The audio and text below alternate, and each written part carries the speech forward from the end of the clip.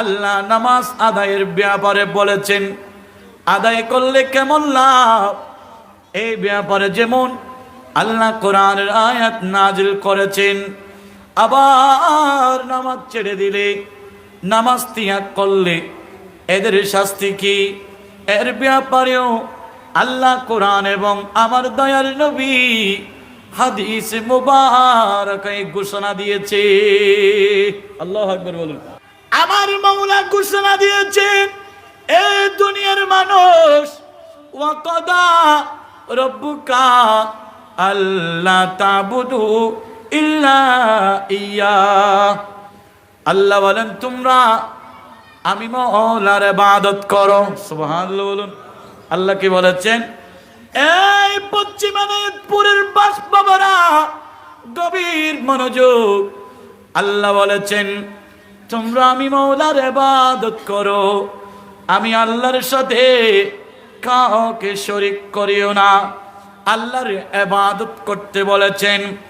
আমাদের প্রশ্ন হলো, এই আয়াতে কোন ইবাদত করবে বান্দা এটা বলে নাই। আল্লাহু আকবার বলুন। এই আয়াতে ডাইরেক্ট ভাবে কোন ইবাদত করবে এটা আমার মাওলা বলে দেয় নাই। এখন আমাদের প্রশ্ন জাগে, আল্লাহ আপনি তো আমাদেরকে ইবাদত করার জন্য বলেছেন, আল্লাহ এমন একটা ইবাদত দেখিয়ে দাও যে ইবাদত করলে দুনিয়া এবং আখিরাত উভয় জাহান আমাদের জন্য কামিয়াব হবে। একটু বড় করে বলুন সুবহানাল্লাহ। এমন একটা ইবাদত দেখাই দাও যে ইবাদত করলে দুনিয়াও লাভ আখিরাতও লাভ। এটা আল্লাহর কাছে আমাদের প্রশ্ন। দুনিয়ার জমিনের মানুষ, এই প্রশ্ন যখন আমার আল্লাহকে করা হবে কোন ইবাদত করব, ইবাদতের বিষয়ে যখন আল্লাহকে প্রশ্ন করব, তখন আমার মাওলা বলবে দুনিয়ার মানুষ পৃথিবীর জমিনে ঈমানের পর আমি যখন ইবাদতের লিস্টি দেখি, এক নম্বরে যে ইবাদত পায় এই ইবাদতের নাম হলো নামাজ। একটু বড় করে বলুন সুবহানাল্লাহ।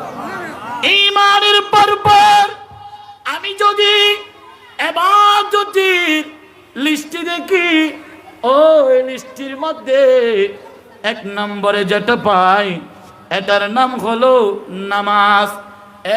দুনিয়ার মানুষ, আল্লাহ কোরআনে বলেন ইন্নাস সালাতা কানাত আলাল মুমিনিনা কিতাবাম মাওকুতা।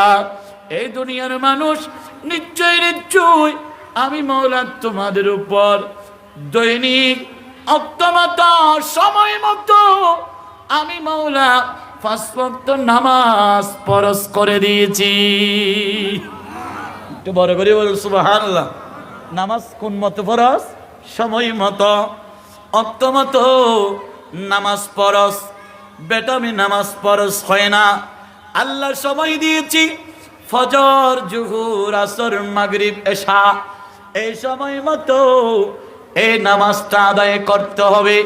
ফজরের নামাজ জোহরে, জোহরের নামাজ আসর কিংবা মাগরিবে কিংবা এশারে যখন আদায় করবেন এটা কাজা হয়ে যাবে। আল্লাহ আপনাকে কাজা নামাজ ফরজ করে নাই, আমার মাওলা নামাজ ফরজ করেছে অক্তমত। এই নামাজ যখন আপনি আদায় করবেন, নামাজের বিষয়ে প্রথম আয়াত তেলাওয়াত করেছিলাম। আমার মাওলা বলে দুনিয়ার মানুষ, নিশ্চয় নামাজ এটা এমন একটা বড় নিয়ামত, এমন একটা বড় হাতিয়ার। নামাজ তোমাদের জন্য এত বড় একটা শক্তিশালী হাতিয়ার, যেই নামাজ তোমাদেরকে পৃথিবীর জমিনে সমস্ত গুনাহ থেকে এই নামাজ হেফাজত করবে। একটু বড় করে বলো সুবহানাল্লাহ।